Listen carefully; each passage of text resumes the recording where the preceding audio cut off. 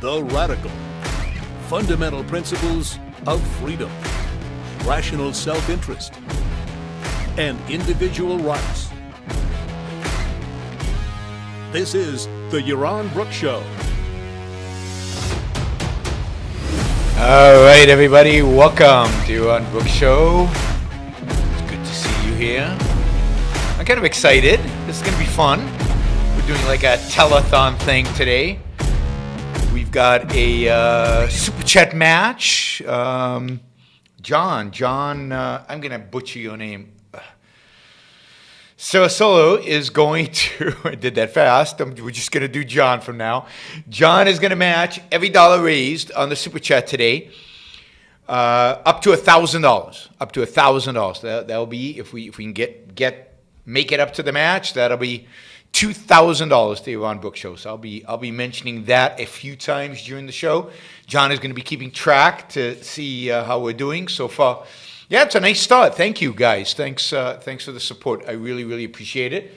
I think we concluded before the show started on the chat here that we were going to dedicate the entire amount to purchasing Greenland, and maybe I got the name right. Wow.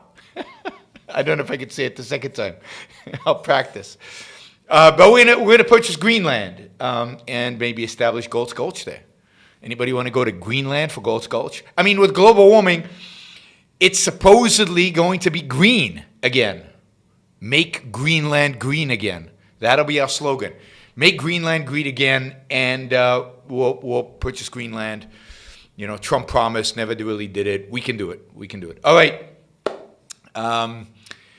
So we're going to talk about a couple of serious topics, but before we get there, John really likes the shows I do on art.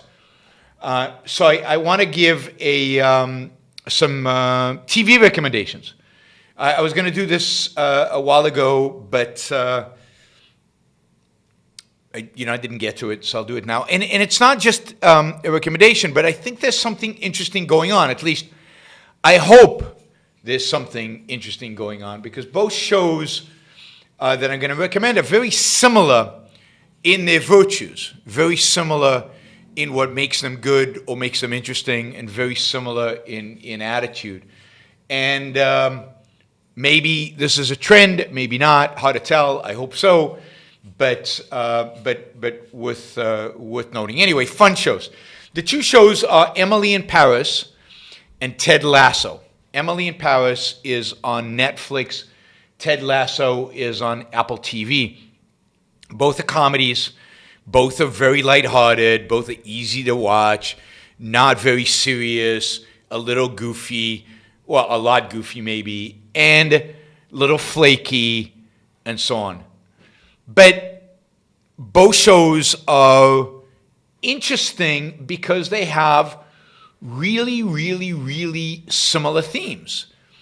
And that's what I found interesting about them. So Emily in Paris is about a young American woman from Chicago who is assigned by her company to go and work at a Paris office of a marketing firm that they've just purchased. Right, so this is an American marketing firm, and she's young and ambitious, and she's full of energy, and she's excited, and she's a social media guru, and she's going to go and do all this stuff, and she bumps up against this French attitude of, we don't need you guys, you Americans, you don't understand anything, we don't need anything new, we don't, stop, you're just ignorant Americans. You don't understand high fashion. You don't understand the French way. I should get my lighting right. One second. I'll be right back. So the entire show is her battling this attitude. And what is really, really cool here is that she's unapologetically ambitious American, has an attitude, is uncompromising, just pushes ahead with this attitude and wins and gets them to like her and gets is successful, right? Is successful. And it's refreshing to see an ambitious, unapologetic American character going up against the sophisticated European snobs and winning out and proving the attitude, the American can-do attitude is healthy and good and positive and worthwhile. And with no cynicism, no kind of skepticism, no like, yeah, no, we're not really serious, this is just a joke. No, it's a comedy, but it's straight up, it isn't making fun of Emily. It's making fun of the French. Now that's unusual, right? But what's really unusual about it is the kind of positive view of America, positive view of Americans, positive view of that attitude that Americans have, that we can do anything, that we can be successful at anything, that we can get stuff done, that we can learn anything, that we're not intimidated by the Europeans. I mean, that's not typically the attitude Hollywood has towards America, towards Europe. But what's interesting about this is okay, one show, it was cute, but then a few weeks later, I come across another show that basically is doing the same thing. So Ted Lasso is about a football coach hired to coach soccer in the UK. And he's this, you could call him naive, positive, enthusiastic American who's going to learn anything. He doesn't know anything about soccer, but he's going to learn it. He's going to figure it out. He's going to win. He's going to be successful. He's going to do this. Now, not everything he does, right? Not everything he does is successful. But he is successful. He's a successful coach. And he is beloved. And people grow to like him. And it's just this positive about this American in Europe with these Europeans. And it makes fun of some of their British style. And he's ambitious. And he's going to get stuff done. And again, no cynicism. No putting him down. No making fun of him, no making fun of the fact that he's American. It's like this positive view of an American in Europe being American, manifesting certain virtues that are American, that gung-ho, I can do anything, I can be successful, I'm not going to play by the rules, I'm going to do it a little differently, it's going to be different. And succeeding at that. And it's just so refreshing, so unusual to see two television shows made at about the same time that are not cynical at all about Americans and America and the virtues of America and the gung-ho attitude of America and that we can do it attitude of America. And that's just, I don't know, is this a cultural moment? Is there something going on in Hollywood that we don't know? Now, I thought this before when I thought Hollywood was making fairly good movies about 10 years ago or so, and then it all went away. And so I don't want to overdo it, right? I don't want to overdo it in a sense of, I don't want to overdo it in a sense of being too positive here. But two good shows. I mean, not great shows, but good shows with good values and a positive, uncynical view of the world. Most comedies, American comedies of the last 30 years, I've hated because they're all cynical. They're all anti-success, anti-human being. The term I have for it is almost every comedy made since Dumb and Dumber is Dumb and Dumber. That is, it's about being dumb. That's the essence of the comedy. And here we have two comedies where it's about being ambitious, it's about being smart, it's about being courageous, and it's about doing things and acting and being an American with gumption and verve. So anyway, for what it's worth, Emily in Paris and Ted Lasso, my wife and I have had a lot of fun watching these. All right, as many of you know, we have a match. We're gonna, John is gonna match everything up to $1,000. This is the biggest match we've ever had. We have the potential to raise more money than we ever had on any single show. I see a lot of people participating in the super chat. That is fantastic. Whatever you can do is unbelievably greatly appreciated. Some of you are putting questions underneath them. I'll try to capture all those questions and definitely try to get to them. Others are just making contributions. I appreciate that. I want to make sure that I've caught all the questions. Yeah, so you know, we've got all kinds of comments from a contribution for the Lex Friedman interview. I still don't know when it's going to be airing, but hopefully soon. This is for Greenland, Cook says. Okay, thank you, Stefan. Thank you, Linda. And Brad is pushing this through. Jessica, I'll read the comment afterwards as part of the questions. Brian, Alex, really appreciate that. That's really generous. Andy, Daniel, Colin, Vonda, Jennifer, Jason, Matthew, fantastic. We're up to 355. So we've passed the third. So we've got another. All right, we was 375. So we got $625 to go. $625 to go. That, you know, that's not trivial. That's much more than we usually raise on the show. So $625 to go. We can do it in tens, we can do it in 20s, we can do it in 50s, we can do it in hundreds. But it all adds up because everything is being doubled. Every single thing that you contribute is doubled. The only thing Dumb and Dumber is a classic of. Cook says Dumb and Dumber, another classic road trip comedy. The only thing it's classic of is being dumb. Alexi, thank you. That very generous. All right, we're at 425. We're really hitting it. We're really going for it. 425 with Alexi. So yeah, keep contributing. We're gonna shift topics now to something a little bit more depressing and serious.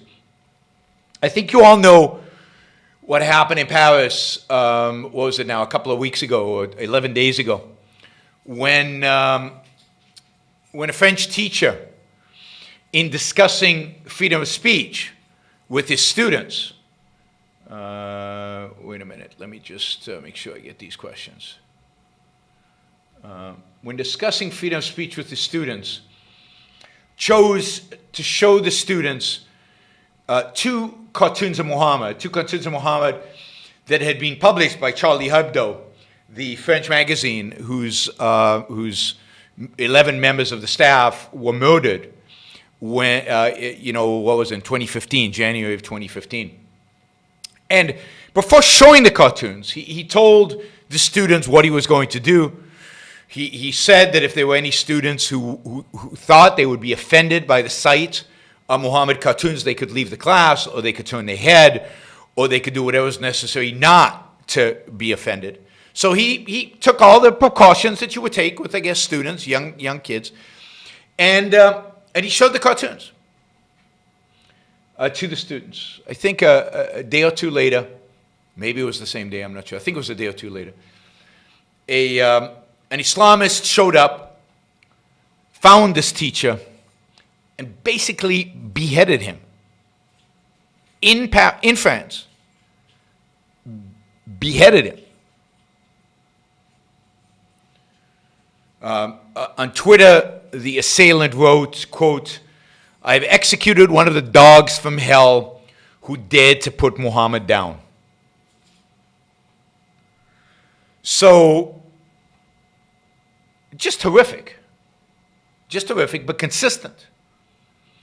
Remember, oh my God, now we're going to have to do some.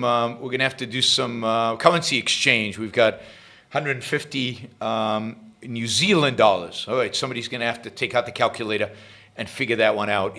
I'll just tell you, the YouTube does not use a friendly exchange rate. Put it that way. Thank you, JDS. Thank you, Jonathan.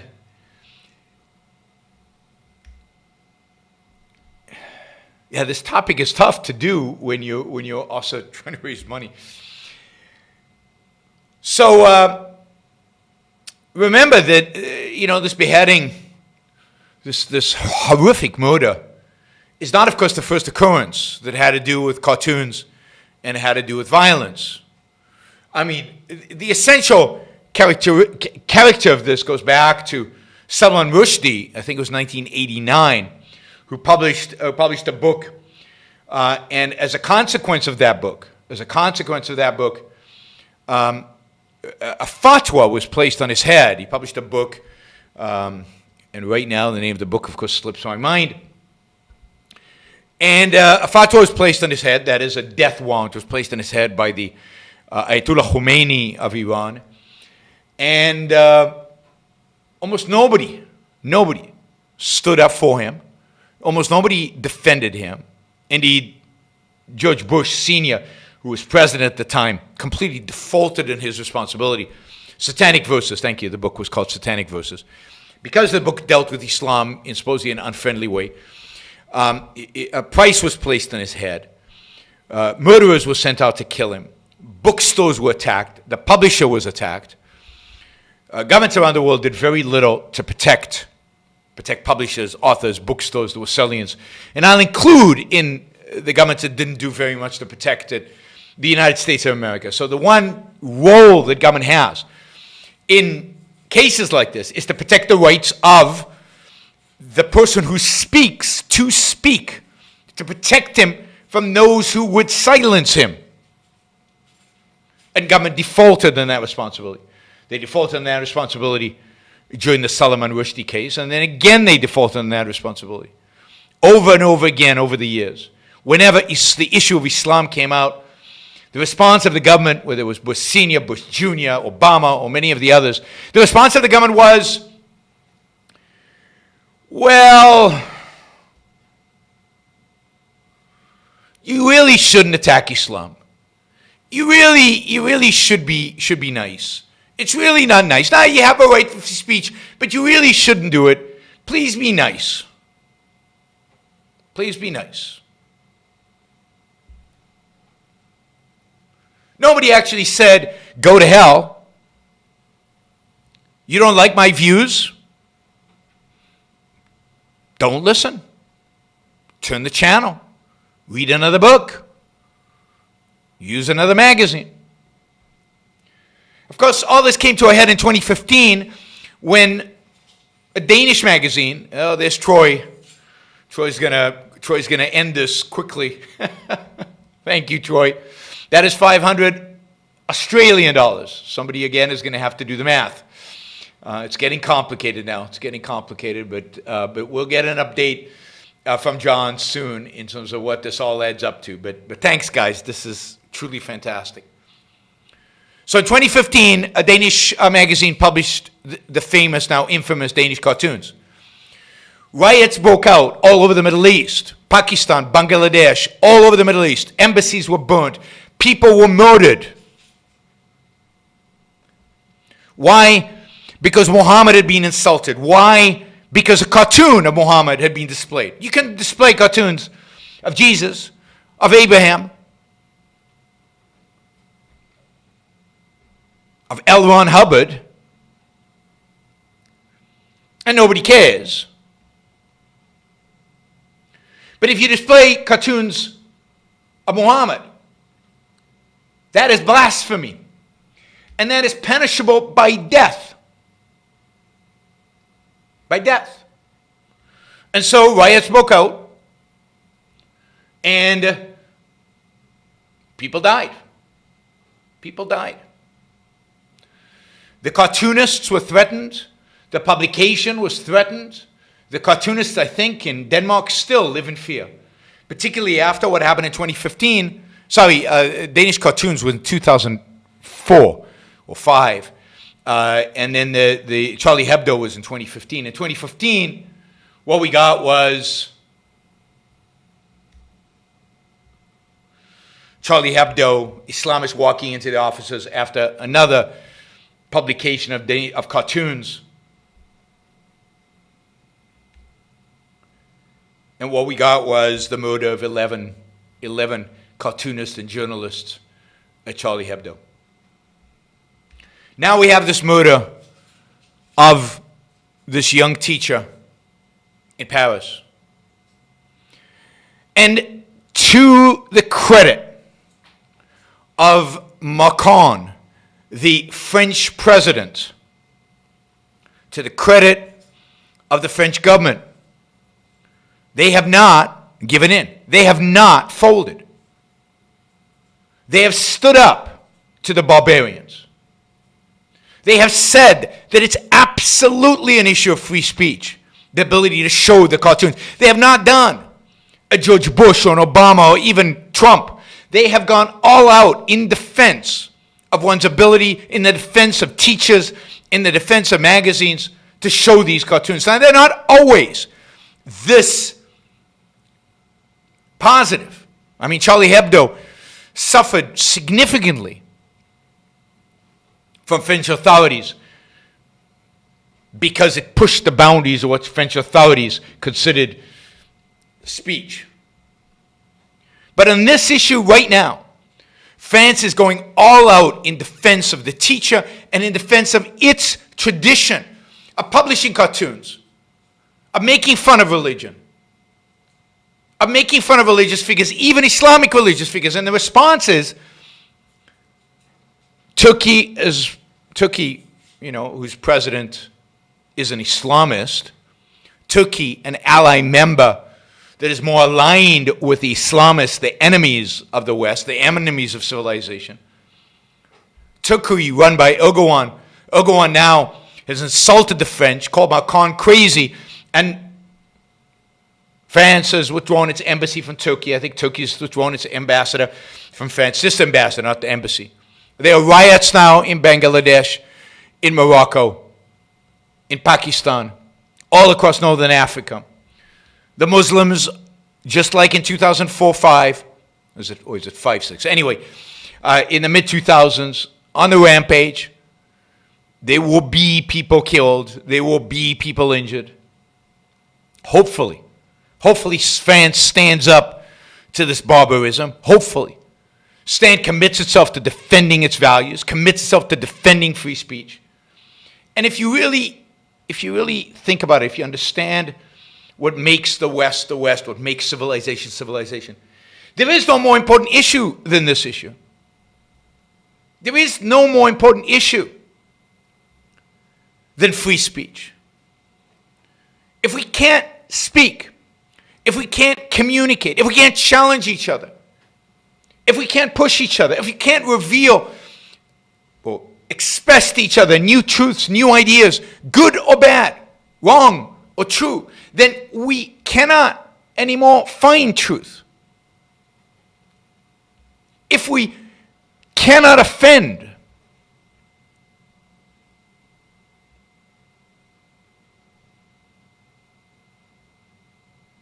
when we cannot offend, then we cannot find truth. If we cannot offend,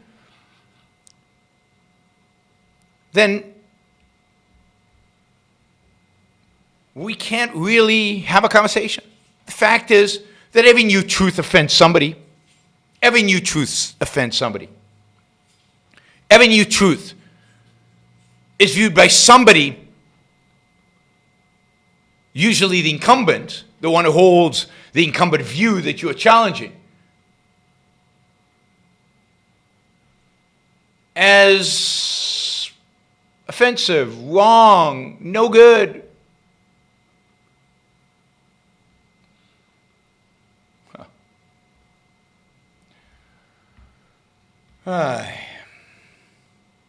Wow, we're still going. We've reached well over 1,000. And we're still going. Thank you, guys. This is fantastic. This is fantastic. All right? We're well over 2,000 in terms of money raised today. So thank you, everybody. I mean, we can keep going. I'm game for 10,000. I'm certainly game for 10,000. And we should do this on a monthly basis because this is good. This is good. This is a way to make a living. So if we value reason, if you value thinking, if you value discovery of truth, if you value science, if you value innovation, then speech, free speech, is necessary. It's a must. Then free speech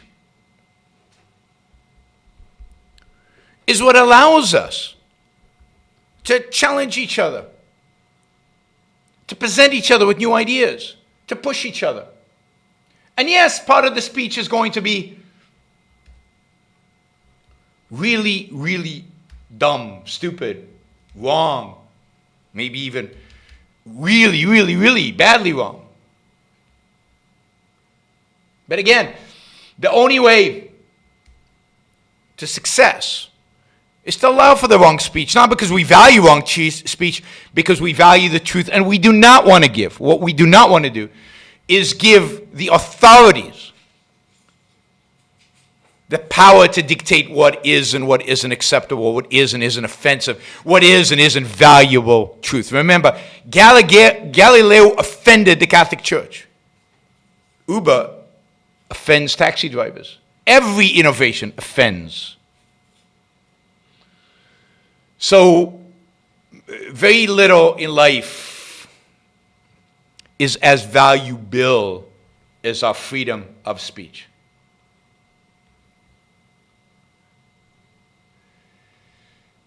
All right. Okay, let's see. What are we going to do? And therefore, we need to be on France's side. Now, if we had, again, a president who had an understanding of what's going on in the world, then a real issue right now would be to stand up with France, to issue a statement in defense of France and condemning the barbarism of Islamism that wants to silence all opposition, and silence all opposition through the use of a sword. Remember, speech, in spite of what the left, some people on the left, and in spite of what the Islamists tell you, speech is not violence. Offending something is not punching them in the face. Those are not equivalent things.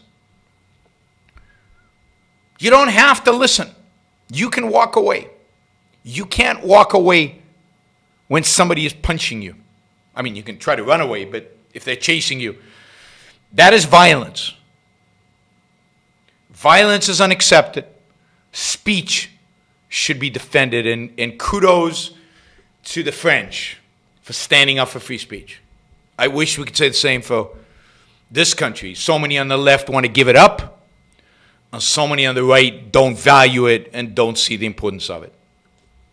And that's where we are as freedom slips away.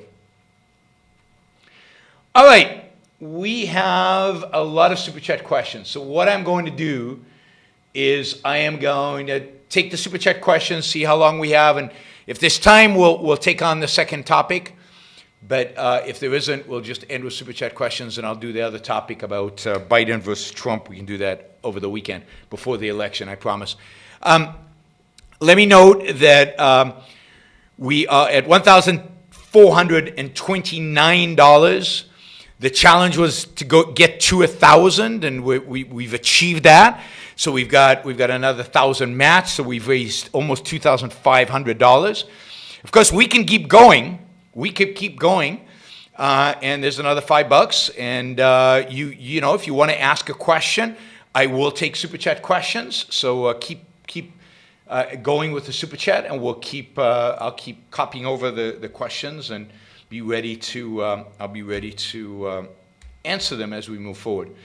I will say this issue with the Islam and the cartoons and the French, this is to be watched. This is really important to watch it, and to see who stands with them and who stands against them. which countries, which politicians.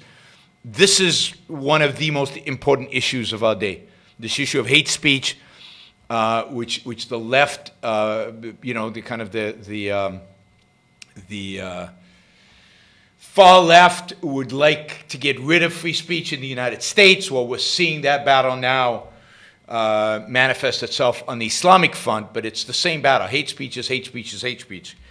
And here, mostly the left is focused on gender and other issues, but it's the same issue. And, we need to do whatever we can to defend, to fight on this issue. All right. Oh, wow. The questions are just rolling in, and some of them are pretty crazy.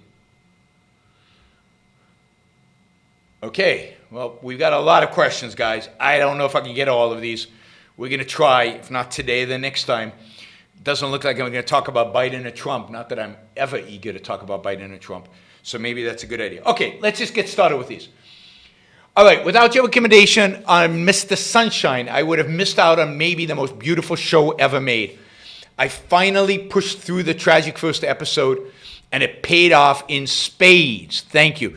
Absolutely. I'm really, really, really glad that so many people, I've heard back from so many people who really loved Mr. Sunshine. It's clearly my favorite television show. It's just a fantastic, wonderful, amazing experience, and truly beautiful. So go, enjoy it. Enjoy it if you have a chance, and get through that first few episodes. They're not easy to get through. And I do have, if you're interested in Mr. Sunshine, I am going to get on. Or today's Tuesday, on Thursday on my AMA on the $25 contributor show, I'm going to get a deep Mr. Sunshine question. So we're going to get a question about the ending of Mr. Sunshine, so there will be spoilers. And the question is going to be, does the ending live up to the show? Is the ending justified by the show? And my answer is yes.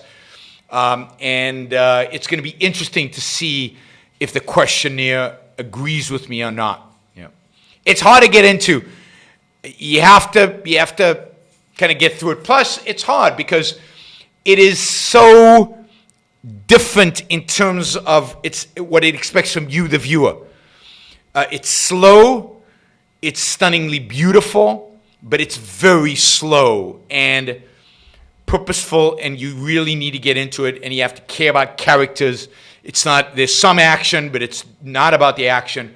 Anyway, you should, those of you who haven't tried it should try it. Those of you who didn't succeed the first time should try again.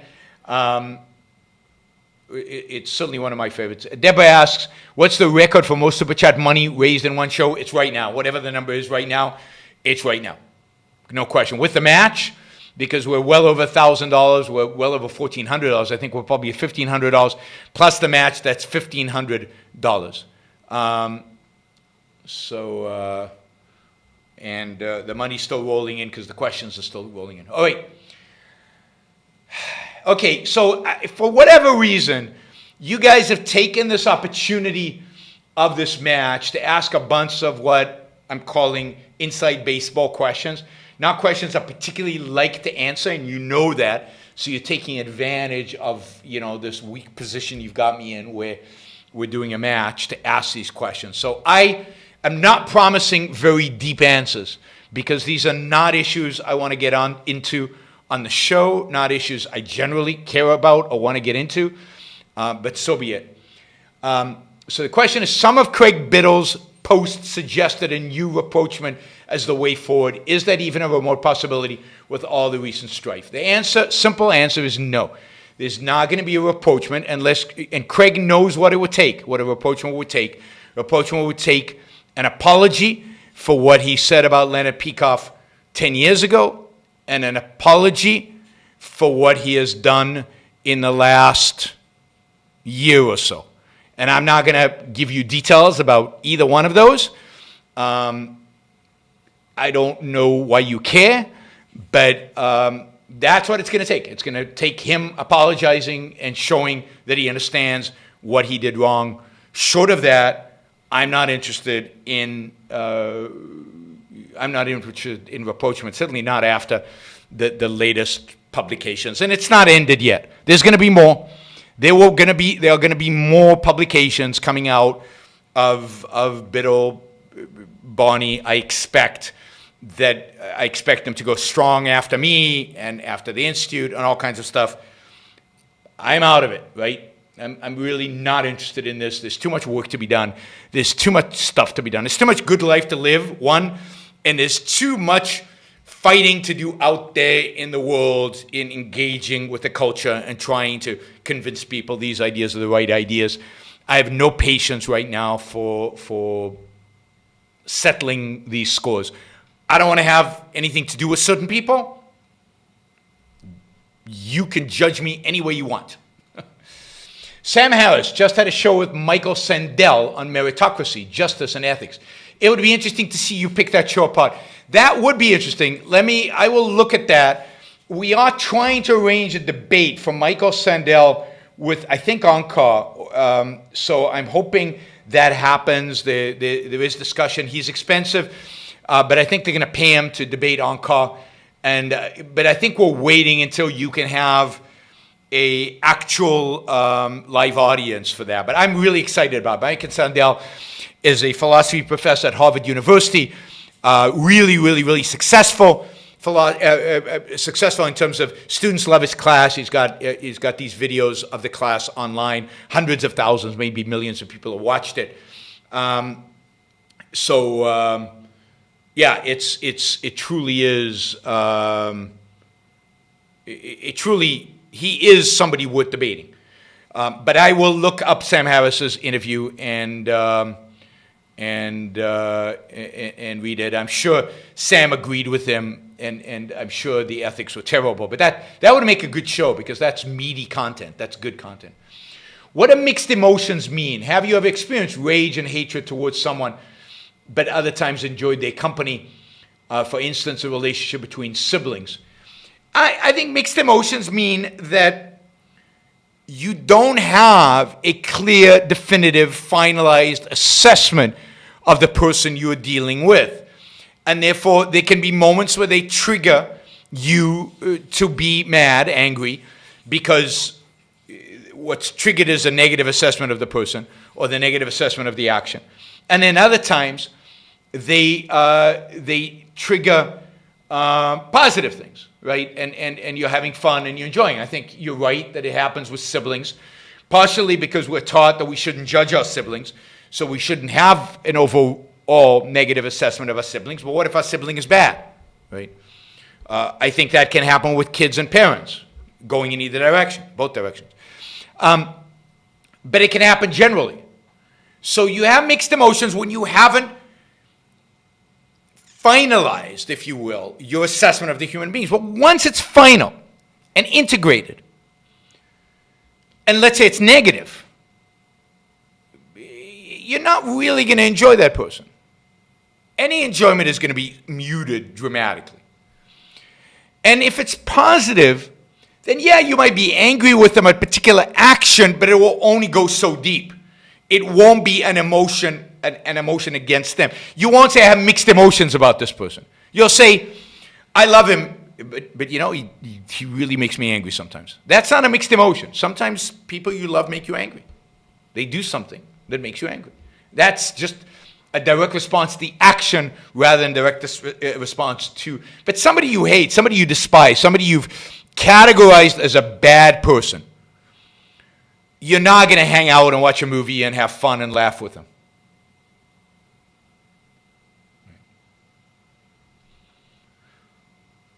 All right. We are going to 3,000, I think. So we're at 20, I don't know, we're 20, we're at 15 plus the match, that's 25, 2575, something like that, 2575. So we've got we've got $425 left to get to 3,000. That would be cool. If we can make 3,000, that would be really cool, and one that unlikely we will beat anytime soon. All right, do you like Agatha Christie or Sherlock Holmes stories? I do. I'm not, it's not like, I'm not obsessed by it. I'm not crazy about it, but I do like them. I do enjoy them. I did enjoy them when I was young. I haven't read one of their books in a long time, but I like the TV shows and the movies made on the basis of the stories. I did read the original stories years and years ago, and I like them. They're stylized, they're clever, they get you really thinking. The characterizations are really interesting. The mysteries are always interesting and exciting. So yeah, I mean, I definitely think they're two of the better mystery authors that have ever written. And again, they're old-fashioned in the sense that they're not gory or disgusting or outrageous for the sake of being outrageous. They're always clever. The emphasis is on the and the figuring out, solving the puzzle is not by luck. It's not by chance. It's not just hard work and perseverance. It's by being smart. It's by using reason. Sherlock Holmes and Agatha Christie both use reason to solve their crimes. Why should I give up my seat on the train for a pregnant woman? I just worked a 12-hour shift. I've got an hour-and-a-half commute. I don't know this lady.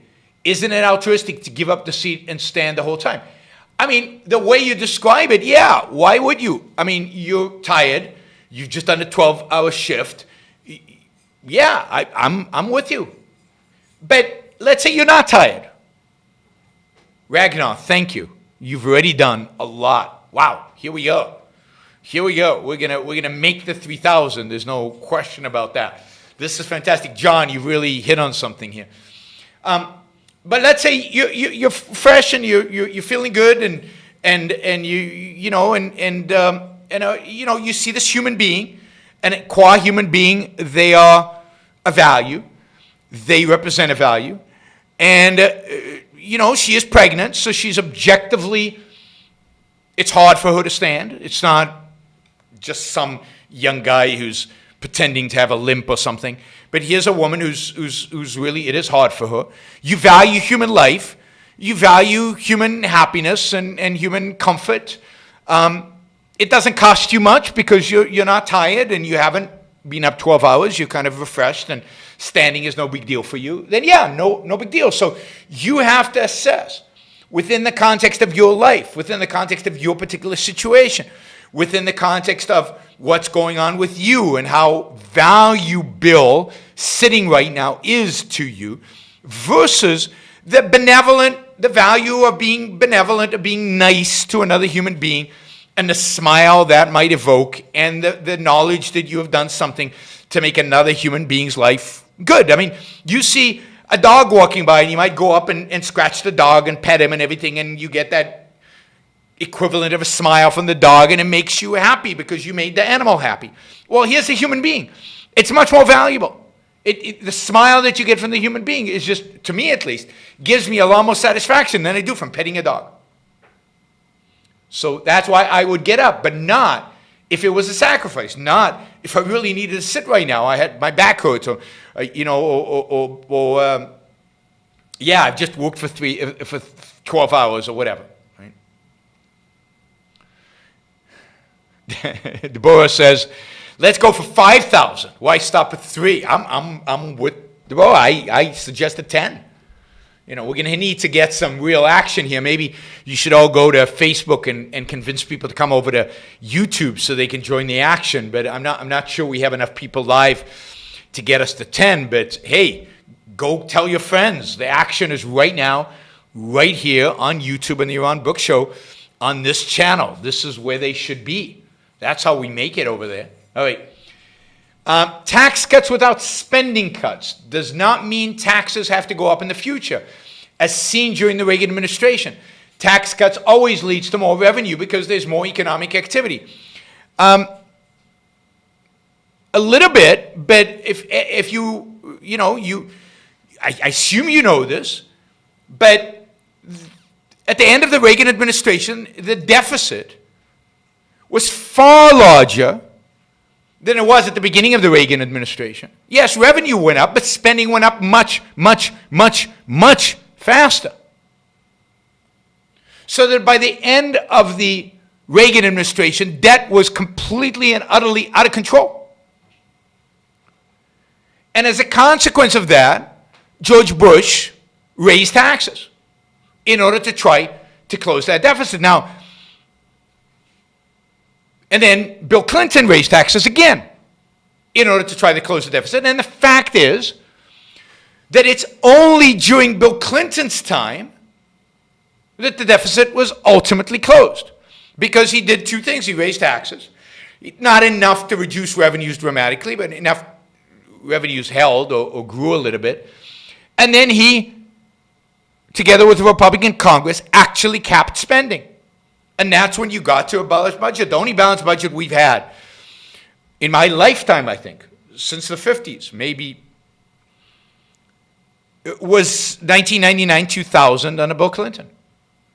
So absolutely taxes have to go up. How does the government fund the deficits? You know, to a large extent by printing money, by issuing debt, which is basically the equivalent of printing money. And that results in inflation. And inflation is a silent tax on all of this. So part of the way, you know, they reduce the deficit is through debt. And even if that debt is never paid off, it is the case that that debt causes inflation, which is a tax. So no, there's no way to reduce the kind of deficits we have. There's no way to pay off the kind of debt that we have without reducing spending. Now, I'm all for tax, what I would call rationalization, which means cutting taxes and simplifying taxes. But what almost everybody has done, with the exception of the attempt in 1986 by Ronald Reagan in the Tax Simplification Act, almost all of what they have done, they have lowered taxes and made them more complex. Trump didn't simplify. Bush didn't simplify. And look at Bush. Bush cut taxes dramatically, and government spending tripled under the Bush administration, and we had a much larger deficit, and it wasn't only because of the Iraq War or the war on terrorism. It was everything else went up as well. By the way, we're at $3,000. That is amazing. Amazing. So yeah, let's go for 5. Thank you. Greek name that I can't read, for that very generous contribution. Thank you, Gail. Thank you, Shelley. Thank you. I really appreciate how much you love me. I really, really do, all of you. So, at the end of the day, the tax cuts in and of themselves, the purpose of increased economic activity should not be to increase revenues for the government. The purpose of increased economic activity is for your wealth to increase. So what you want is to decrease taxes and dramatically decrease spending so that all of us can keep significantly more of our money. And for the economy to grow and for the wealth in the economy to grow dramatically through wealth creation. Wow, we're really, really hitting it here. This is awesome. All right, science says you could only prove something wrong. And even if no one can prove it wrong at the moment, no explanation is 100% absolute. Doesn't objectivism disagree with this interpretation of the scientific method? Absolutely disagreed. Absolutely. I mean, this comes out of the work of... Anyway, God, I hate it when this happens to me, but it happens continuously. Philosopher, early and mid part of the 20th century, taught it. I think it was the LSE or was it Oxford in the UK. Influenced Hayek. It's on the tip of my tongue and it's not coming out. Karl Popper. Thank you, Karl Popper. Jesus Christ. Anyway, this comes out of Karl Popper's interpretation of the scientific method. It is not the scientific method according to Objectivism, it is based, Mark, you're right, it's based on Hume's ideas, but it was formally put together by Popper. The whole idea of science as a falsifiable hypothesis, you create hypotheses, and then science is about trying to falsify them. Objectivism repudiates that completely. Science is about observing reality, inducing from reality, hypotheses, integrating or an idea, integrating that idea across other ideas that you have, and then checking that idea against reality to make sure that it works. So induction and then deduction, and integration and reduction. That's the essential scientific method. And that is very different than Karl Popper. I mean, the worst essay Milton Friedman ever wrote was an essay about the scientific method, about this falsifiability and about how you do science. And it was all Karl Popper. And I remember as a grad student reading this and just pulling my hair out because it's completely false from the perspective of actual thinking, from the perspective of reason, from the perspective of logic. It's got it all upside down, and it comes from Hume, it comes from Kant. Everything starts in the mind. We hypothesize, and then we test. No, everything starts with reality. Everything starts with observation. Everything starts with observing reality. That's what it all starts with. All human knowledge starts with that. So it turns out that Greek name was friend of Aristotle. So friend of Aristotle, thank you for the very generous contribution. Ian, thank you. Stephen, thank you. We are well on our way, I think, to 5,000. All right, this is cool. Very, very, very cool. All right. We did 3,000, now we're on our way to 5. Wow, thank you. Okay, when we have a philosopher here, it's a good idea that we could have Greg or Anka or somebody, good idea to talk about specifically about this idea of the scientific method, about the falsehood and Karl Popper's philosophy and ideas. Kevin says he can't wait for the first post-election show. Neither can I. It's going to be fun. The question is, should I do a show election night on Tuesday night, or should I wait and do it on Wednesday? We'll see. We'll see. Okay. I'm glad that France has the courage to display Charlie cartoons on buildings. But without speaking of individualist secular ideas, showing cartoons won't solve the problem. What should France do instead? I mean, first, everybody should show the cartoons. Every Frenchman should have a little lapel here of the cartoon, right? Let them try and kill all Frenchmen. Then they have to articulate the case for free speech. Now, it's good that Macron is saying free speech is at the core of what Western civilization is. Free speech is at the core of what our culture is. So, free speech is being articulated as a foundational value. And that is good. Now, do they understand the full individualistic secular case for free speech? No, unfortunately. And that's what they need. They need to resurrect Voltaire. They need to resurrect Diderot. They need to resurrect the French Enlightenment, which was brilliant before Rousseau. Rousseau's not an Enlightenment. So what they need to resurrect is that French spirit of the Enlightenment of the 18th century that Thomas Jefferson fell in love with, the pre-Rousseau French Enlightenment, and they need to stand by that. Now, ideally, they would anchor that with some Ayn Rand, because that's what they need. Right. But, Voltaire's pretty good. Diderot is pretty brilliant. Those Frenchmen were really cool. So they could do a lot just by resurrecting the ideas that were on their soil developed during the 18th century. Montesquieu. Montesquieu is the most cited thinker in the Federalist Papers.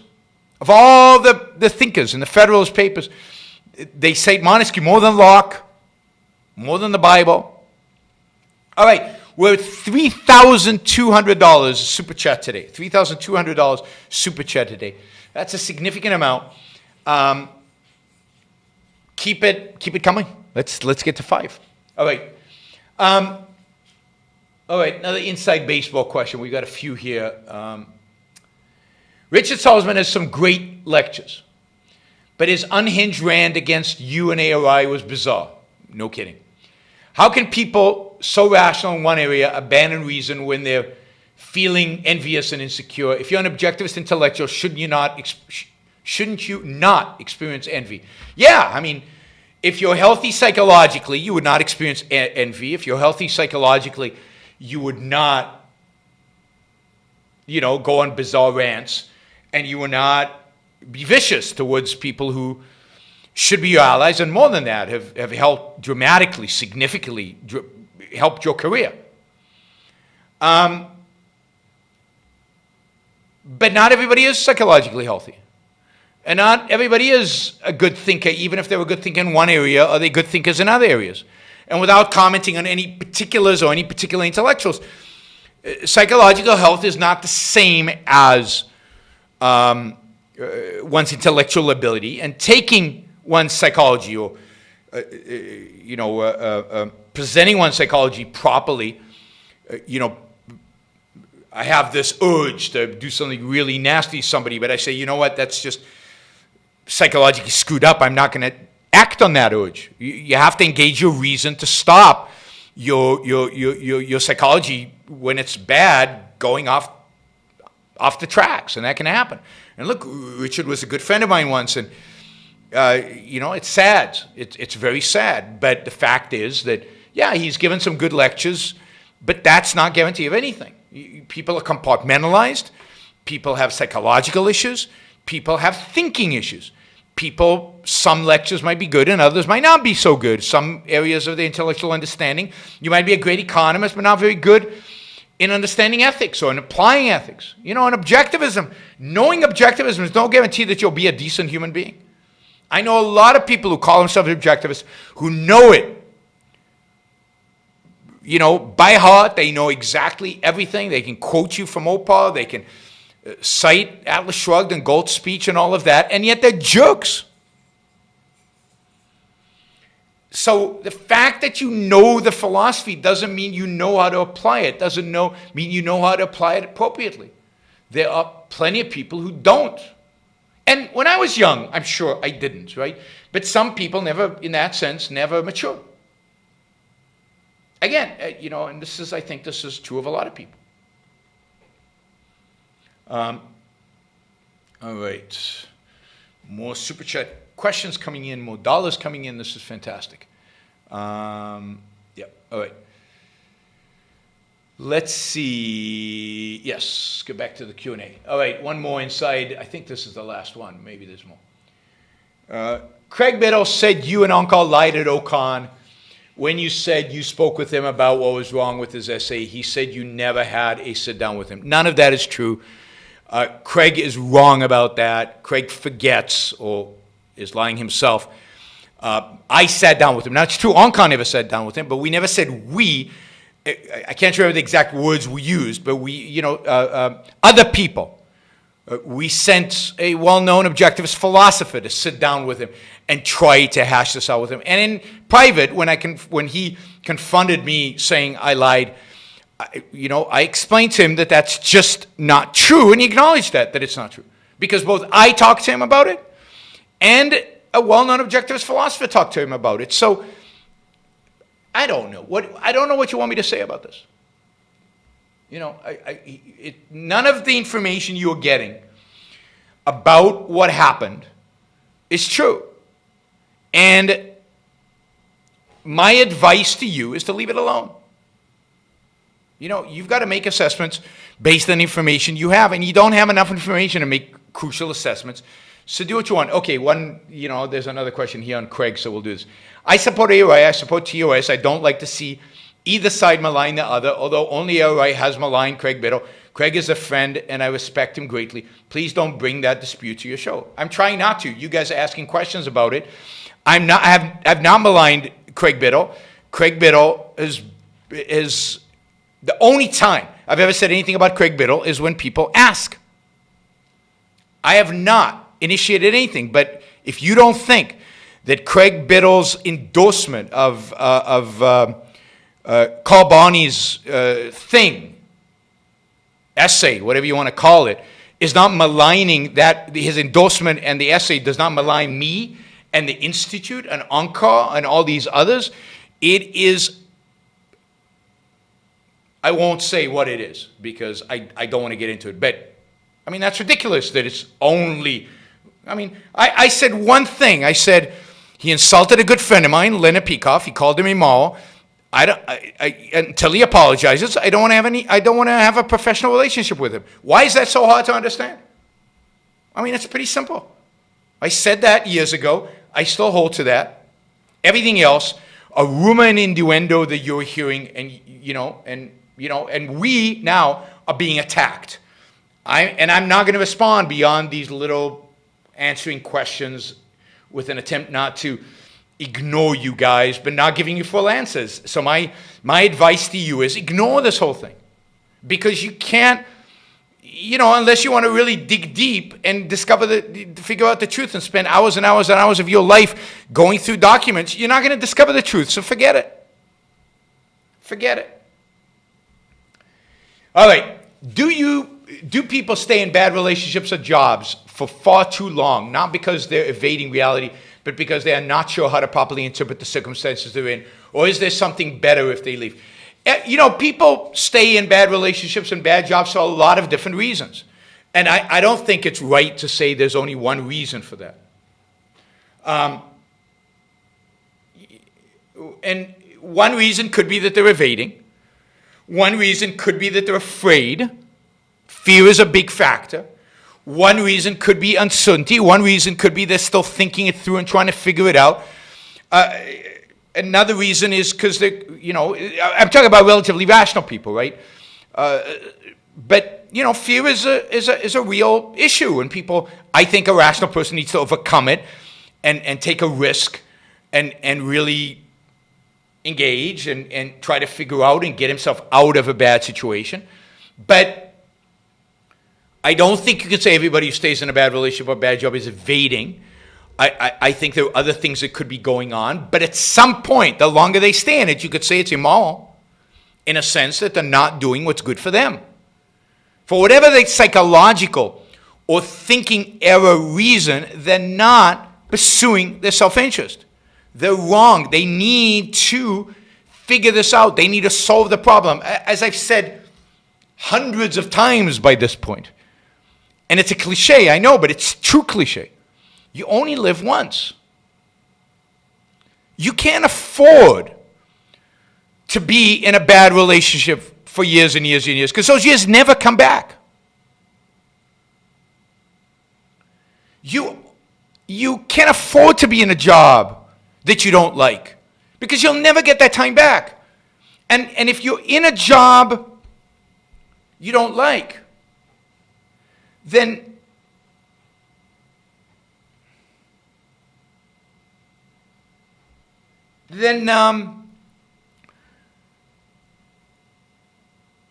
you're not pursuing a proper career, because if you don't like the job, you're not fully invested. You can't fully invest yourself in it. You can't fully bring yourself to it. You can't fully be making purpose, central purpose, your aim in life.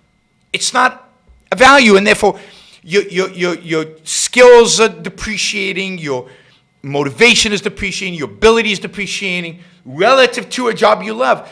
So you've got to do whatever it takes to find a job you love. Whatever it takes. And you don't have a second to lose. Not a second.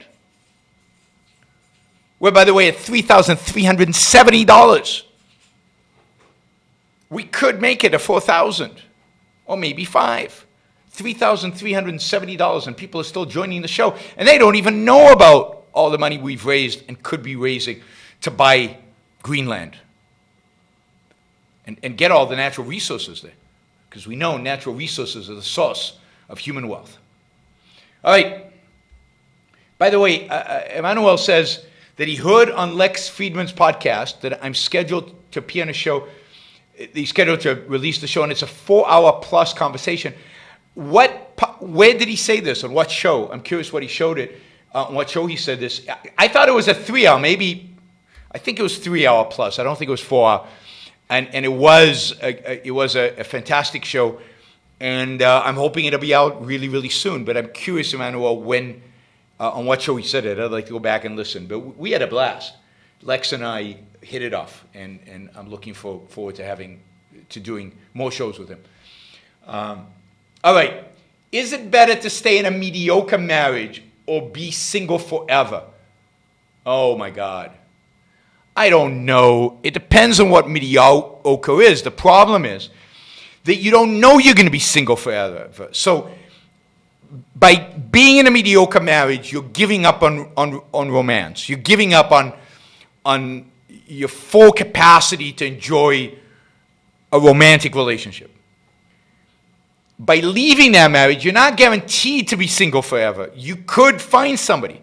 So you have to take that into account. And part of the fun is looking for somebody, right? Hopefully. Dating should be fun.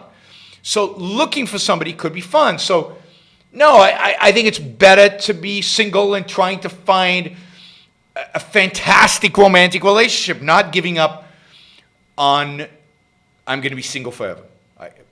That strikes me as giving up on life. In France, you can now go to jail for insulting a civil servant. Yeah, I know. This is the problem with France. On the one hand, they stand up for free speech when they want to stand up to the Muslims. And on the other hand, you know, the government goes after Charlie Hebdo for all kinds of other stuff.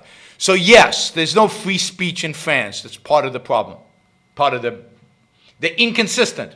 And therefore, it's so hard for them to really fight this off. All right, here's a question. I don't know where this is coming from. I assume this is anal because you misspelled it. Is anal sex a form of nihilism? I don't think so. Not if you get pleasure out of it, and then it's not nihilism. If you're getting pleasure out of it, then why is it nihilistic? I just don't, I completely don't understand that. I don't think it is anti-pleasure, necessarily. For some people it is, but it isn't necessarily anti. Limbeck, wow, thank you. That's fantastic. All right. Okay, let's see. Oh, Joe says, I'm just going to read this because it's a good comment, so even though I'm cutting the line. Your Applying Objectivism series helped to inspire me to get out of my current career path, which I don't like, and entered for second-handed reasons and changed field. Fantastic. That's why I do it. That's why I do this show. That's the kind of comment that makes my week, month, year. So thank you. That's fantastic. And yeah, more to come. I love these. And you should thank Troy, who's on here somewhere, because I saw he made a contribution, for sponsoring that series. So that's fantastic. All right. Let's see. Next question. Wow. And I think we're going to make the 4,000. We're at 3,581. Can you talk about the difference between Galt and Rourke?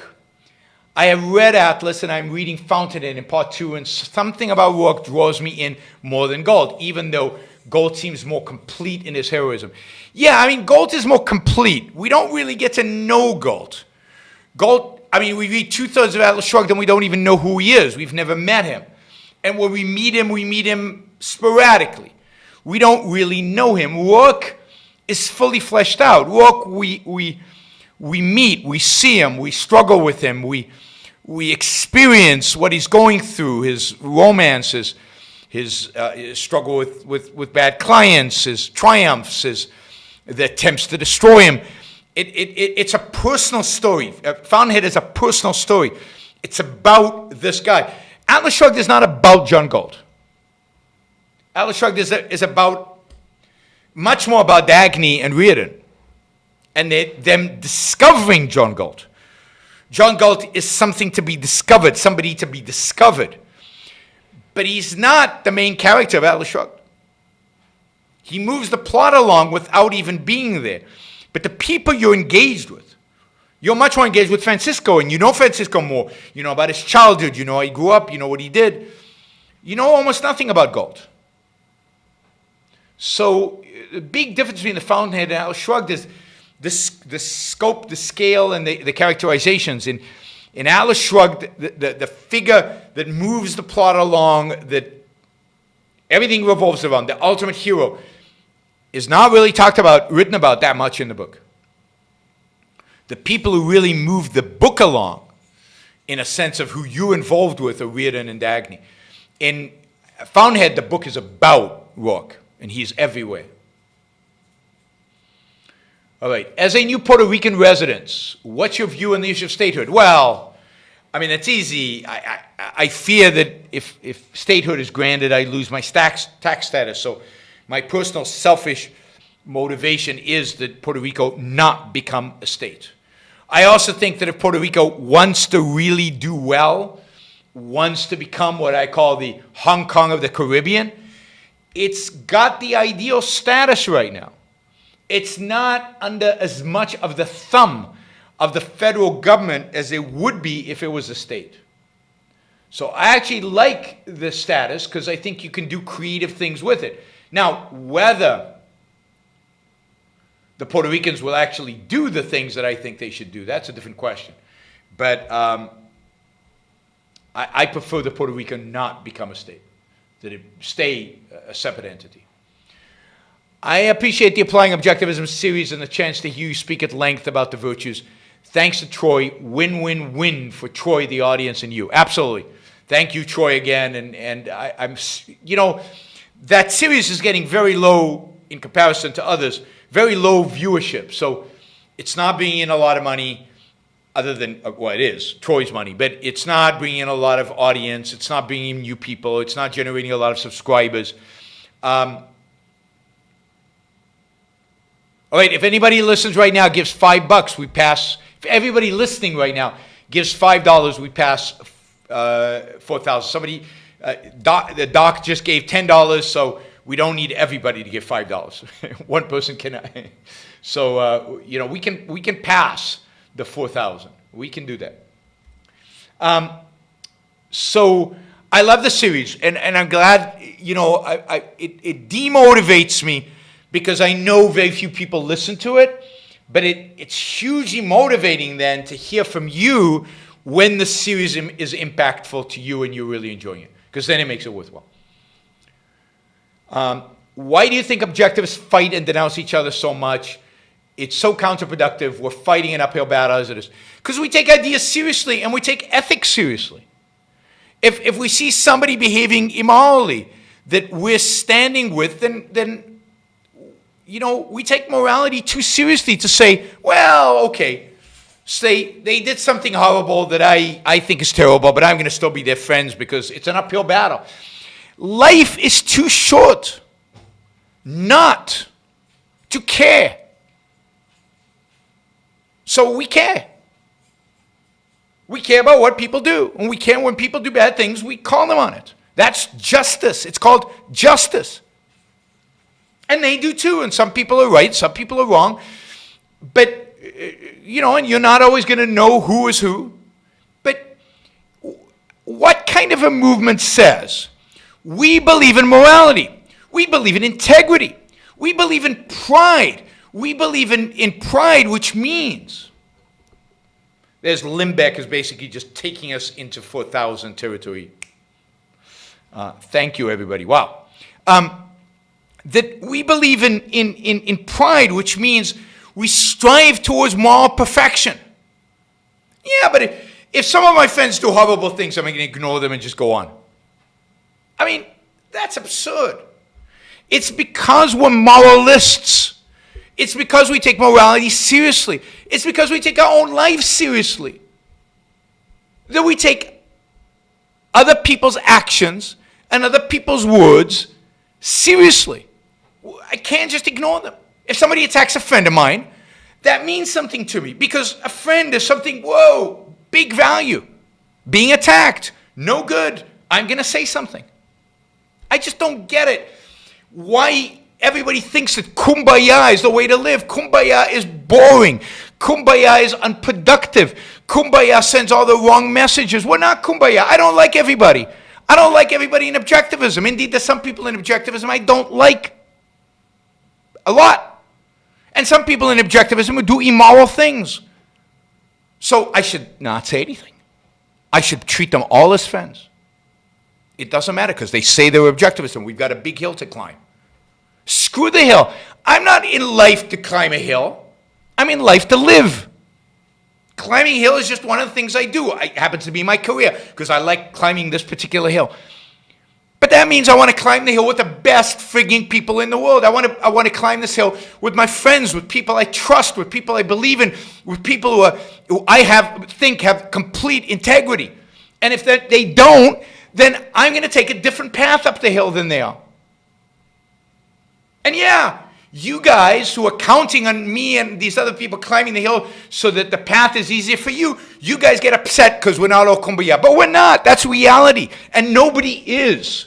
Who exactly is? You tell me one intellectual movement in the history of mankind that all loved each other. Nobody. Because nobody is that insincere. So the Greeks, you think all the Greek philosophers got along? Hey, we're establishing civilization. We must all be friends. No. They fought. They argued. They condemned each other. You think the Enlightenment, you think the Founding Fathers, have you ever read Adams and Jefferson and the conflicts they had?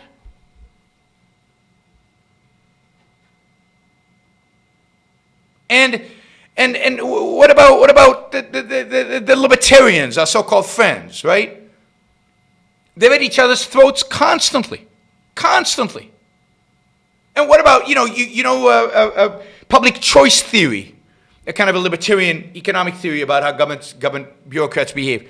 The two guys who founded it, after a few years, never spoke to each other for the rest of their lives. They were basically in agreement, and they were climbing the same hill, and they were writing the same articles and paper, but they couldn't stand each other. So they were supposed to pretend for the cause? Now, how altruistic is that? If I pretended to like people for the cause, if I kept my mouth shut for the cause, if I cooperated with people I didn't like for the cause, if I worked with people I thought didn't have integrity for the cause, I would be a complete and utter sellout. I'd be an altruist. So no. When people do bad things, they need to be called on it. When people disagree, they need to disagree. When people don't like each other, they need to not like each other. This is like telling you, connected to your previous question, this is like telling me, you know what? You should stay in that mediocre marriage. Because you know what? You got a hill to climb, and you might as well climb it together. I don't want a mediocre marriage. I certainly don't want a lousy marriage. And fighting for cause together in a friendly way is like a marriage in a sense. It's a relationship. And what if the person is somebody I don't like? What if the person is somebody I don't respect? You want me to sacrifice for the cause? No. I'm an egoist. I take my morality seriously. I'm too damn selfish to do that. Now, if Action Jackson is on, that is a rant that needs to be made into a video. I think you will agree. That was good. All right. I hope it was true, but it was good. No, it was true too. Yeah, I'm yelling at you, Vladimir. Valdrin. I don't know who I'm yelling at. I'm not yelling at anybody. All right, I'm yelling at people who want kumbaya. I don't want kumbaya. All right, I recently saw the magnificent Robert Summers bronze sculpture in Waco, Texas. What can each of us do to promote investment into arts in our own communities? Wow, I mean, I think the best thing to do is to buy art, support good artists. I mean, find sculpture and painting you like, buy it, or if you've got wealthy friends, encourage them to buy it. You know, find ways to invest. It's so hard to be an artist in this world. There's so few people who appreciate great art that, you know, if you do, you can have an enormous impact on their life and artist. And as I said in my show on justice, a lot of it is just going up to an artist whose work you like and saying, I really like your work. I don't have the money to buy any of it. I wish I did, but I really love your work. So go for it. Right? So that's what I think you should do. I don't think you should get the government, local government, to spend money on it, although if you can prevent them from spending money on the garbage they typically spend it on, that's good. But I think the best thing is to become an art buyer, if you will, right?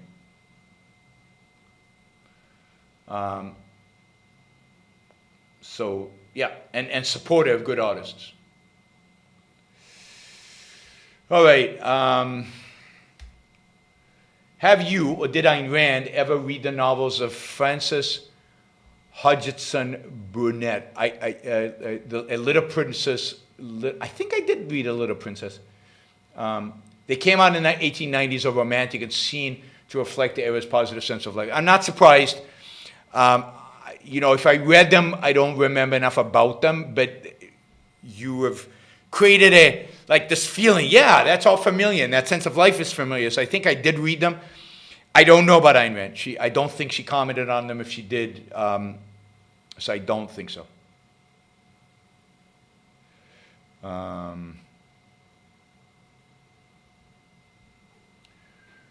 Have you seen The Good Place? It's a well-made entertaining TV show, but the philosophy will make you cringe. It's about a woman who dies and goes to heaven by mistake and needs to pretend that she belongs. I have not seen it. I thought the philosophy would make me cringe, and I decided not to watch it. Yuan, play along us and stream it. Play among us and stream it. Reaching out to the younger crowd and bring objectivism into the conversation. Not sure what that is. Yuan, play among us. What is among us? I don't know what among us is. And stream it. So you want me to play a video game and stream it? I can't do that. Somebody, I can't do everything. Somebody young who knows what the hell a video game is, because I have no idea, you do it. I mean, I wouldn't embarrass myself by playing a video game in front of an audience. I'm pathetic. Somebody asked yesterday or the other day, and I didn't get to it, do you think Netanyahu will turn over power in 18 months? I mean, I think Netanyahu will probably figure out a way to win. Oh, because he has to switch. No, I think if he finds a way to dissolve the government and have an election, if he thinks he can win that election, I think that's the route he will go. So I don't think Netanyahu will voluntarily ever turn over power unless he loses or unless there's no other way. That is, he's sure to lose if he doesn't do it. So I think he'll do it because I think if he doesn't do it, he'll lose the next election. But I don't think he'll do it willingly in any kind of sense. He's a real power luster, Netanyahu. As good as you guys might think he is, he has some serious flaws. Shouldn't judges enforce the Constitution and law as written and intended, as opposed to make law according to their wishes? Absolutely. If they don't like the law, run for office or advocate. True, but that doesn't change the fact that the law still has to be consistent with the Constitution. I like A.C. Barrett so far, I don't like her. Not because of what she says about the Constitution. She says about the Constitution kind of what you'd expect a conservative to say about the Constitution. I don't trust anybody who belongs to a religious cult. I don't trust anybody who takes their religion as seriously as she does.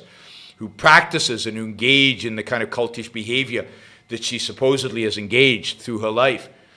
I don't trust her not to have. I believe she has strong authoritarian leanings in her. I really, the fact that she belonged to that Catholic cult, to me, that is enough to make her unacceptable as a Supreme Court judge. Because to me, cults like that are authoritarian. And if she accepted authoritarianism in her personal life in that way, why wouldn't she accept it for the nation if the circumstances she believed necessitated it? So this is my prediction. And it's, granted, it's out of nowhere, that there will be a court case in the next 20 to 30 years, because she's going to be on the court that long. There will be pivotal for liberty in this country. And that she might very well be the deciding vote against liberty. She is super dangerous. She's super smart. She's super, I mean, the way she handled the Senate, the questions of the Democrats, she's super, knows what she's doing, in control. And that combined with the religiosity and the cultishness, oh my God. Oh my God, so it's not about Roe versus Wade or any particular thing. It's it takes a certain mentality to be a handmaiden in a cult like that. That to me rules the vote. And I believe in the Constitution. By the way, I do not believe that Scalia understood the Constitution. I don't believe that many of the conservative justices today understand the Constitution. I think most of them don't understand the concept of individual rights. They don't understand the concept of individual rights even as the founders understood it, never mind as Ayn Rand understood it. And I don't think you can understand the Constitution. I don't think you can interpret the Constitution properly without understanding the concept of individual rights and the role of each one of the Bill of Rights in the context of the Declaration of Independence.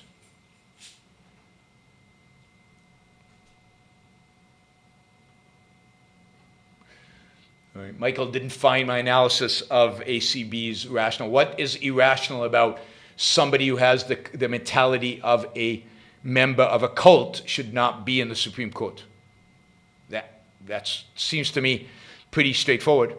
Yeah, it's not about Trump or not Trump. There would have been other candidates that Trump could have chosen that I would have supported.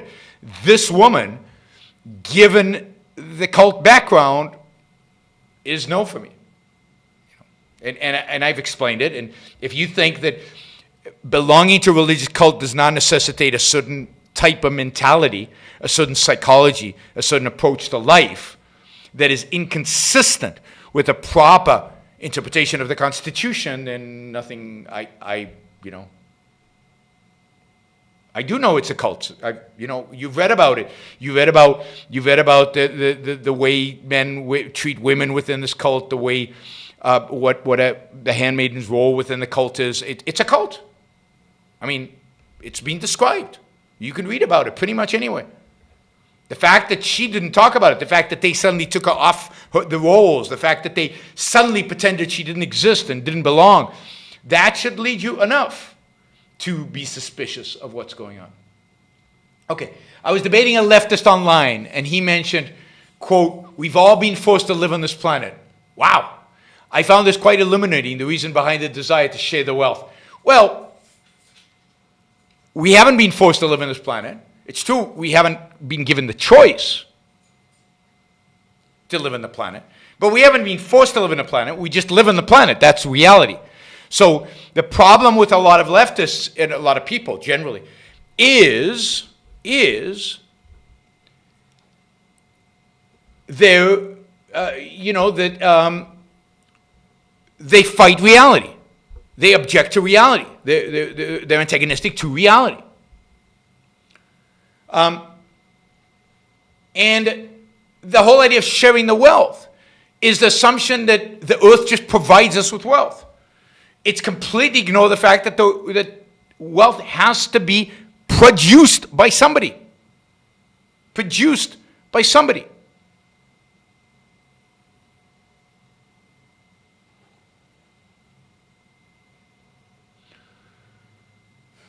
Michael says, it's not a cult. Even if it's not a cult, everything I read about it is enough to say, I mean, Catholicism is authoritarian enough. You add on this, whatever you want to call it, within Catholicism, that's scary. That's scary. No, the idea that she is as Catholic as Joe Biden is absurd. Is absurd. Or as Catholic as what's his name, as JFK. That's absurd. You're not taking ideas seriously. You're not taking your own words seriously. You're not taking your behavior seriously. You're ignoring reality. You're basically evading reality. Right? She is much worse than just a run-of-the-mill Catholic. Have you seen Millennium Rand Fan's video titled "Yaron Brook and His iPhone"? I think you would like it. Yeah. Well, did I see it? I've seen that it exists. I haven't looked at it. I'll look at it. All right, guys. Here's the deal. We need $110 to make it to 4,000, which is a nice round number. Now, YouTube takes their cut, which is they take a generous cut, but that's okay. To get to 4,000. So, $110 we should be able to do by the time I finish. I've got 2 questions here. Nobody's asked a question in a while, so I've only got 2 questions. So you can ask a question to delay this so we can get more time to get to the 4,000. But once we do the 2 questions, or if you ask more questions, I'll do more questions. Once we get done with the questions, I'm done. The topic of woke culture and Trump versus Biden we'll do on the weekend. So your call. You get to decide. $110. We've been on a roll today. Let's end with a bang. All right. I would love to see you do a segment dismantling Robert Reich and the evil nonsense he spreads. I think it would do well. Great show today. Thanks. I've done a few shows, I think at least 2 shows on Robert Reich's nonsense. Yes, I've always wanted to debate Reich because I think he would be a good debate partner. I think he's smart, really, really bad, but smart. And it would be really fun to debate him. I'll try to find some additional videos of him. Thanks, guys. We're getting closer to the 4,000 of him that I can comment on because those videos tend to do well. Hi, Yaron. What do you think the pros and cons of not voting for president, voting for Biden? You know, there's no pros and cons. It's your values. I mean, can you bring yourself to voting for Biden? I probably couldn't, and I would not vote for anybody. It depends partially on what state you're in. I can't vote, so I don't have to worry about that. But if you're in California, New York, it doesn't matter. If you're in a swing state and you really think Trump needs to lose and your vote might count in some way, that should be a consideration. And then it's the question of, can you stomach voting for somebody as pathetic as Biden? And he really is pathetic. I mean, you saw that in the last debate. I mean, really pathetic. So I think those are the considerations. All right, let's see. Jax writes, you recently tweeted about a group of libertarians in New Hampshire who tried to create Gulch Gulch, but instead got attacked by bears due to their idiocy. What is the main thing lacking in the libertarianism that led to that? Well, I don't know if it's anything, common sense, orientation towards reality, facts. In that case, guns were clearly missing. Clearly, I need to read, okay. All right, so we're going to do a new, okay. I'm going to copy, all right. Shazbad, I'm going to answer, I'm going to respond to what you just wrote. So why didn't they shoot the bears? I guess there's probably laws against it, but they're libertarians. Why do they care? I mean, common sense. But what they really need is a philosophy, a morality, a code.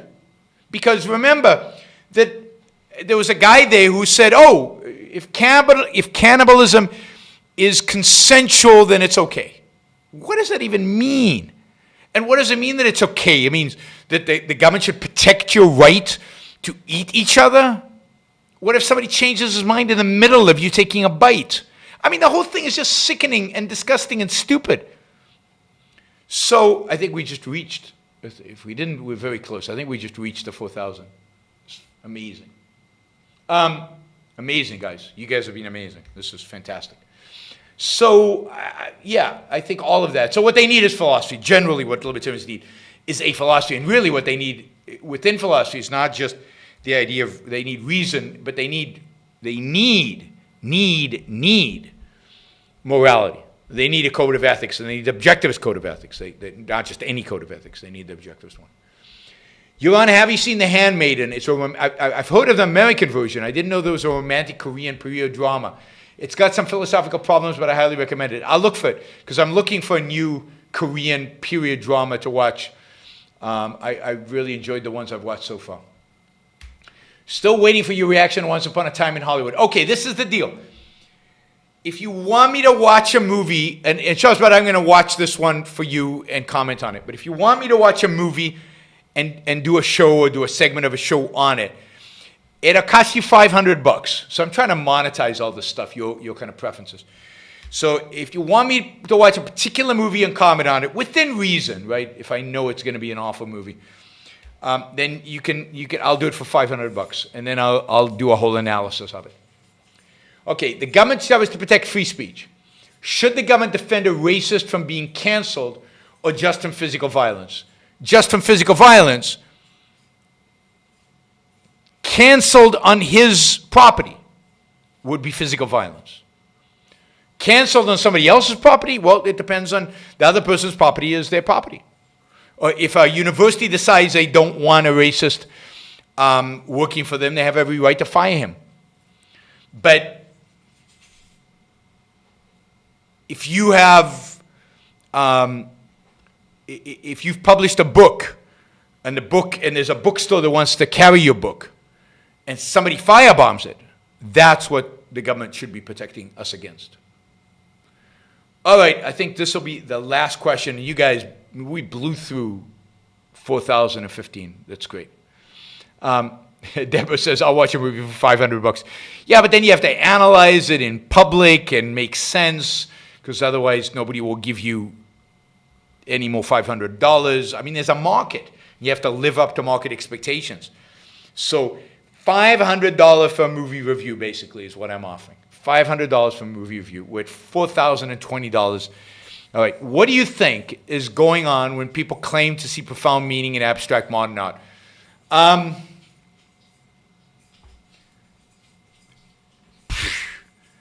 You know, I'm speechless, Andrew. I think what's going on is they're fooling themselves. I think what's going on is they've got some kind of emotion. Their brain is telling them they better have a profound response because this is supposed to elicit a profound response. So they do. And I mean, I can for $500, I'll give you a profound response to a Kandinsky. You put one in front of me, and I'll give you what one of these second-handed, unthinking nobodies would do. Yeah, it's what they're really feeling is emptiness. Emptiness that has to be filled with somebody else's thoughts. Emptiness that has to be filled with somebody else's emotions. And that's ultimately what's going on. It's, yeah, neurosis. Emiliano says neurosis. It's not, no real emotional, you know, it might be an emotion, but it's not a first-handed emotion based on first-handed, conclusions. All right, wow. That was the most profitable, well, maybe the most profitable hour and a half, but a very profitable hour and a half. Certainly the most profitable hour and a half doing a podcast or a TV show or a radio show ever. So thank you. You guys are amazing, and